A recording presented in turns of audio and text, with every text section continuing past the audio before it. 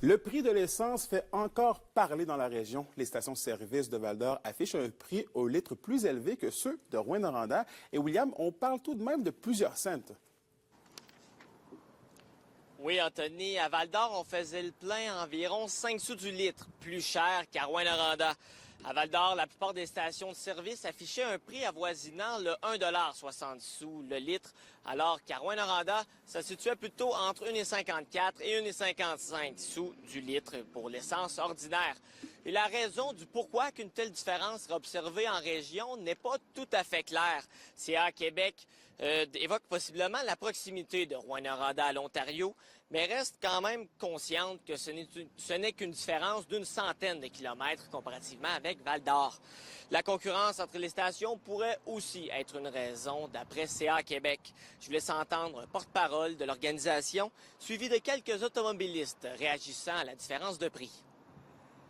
Ce qu'on veut, c'est que les stations-service baissent le prix pour aller chercher justement la plus petite marge possible, donc qu'on paye l'essence moins chère. Malheureusement, des fois, ce qu'on voit, c'est justement dans une région donnée, il y en a qui vont le faire, mais un peu plus loin, à 1 heure et demie de route, par exemple, ben, ça ne sera pas le cas.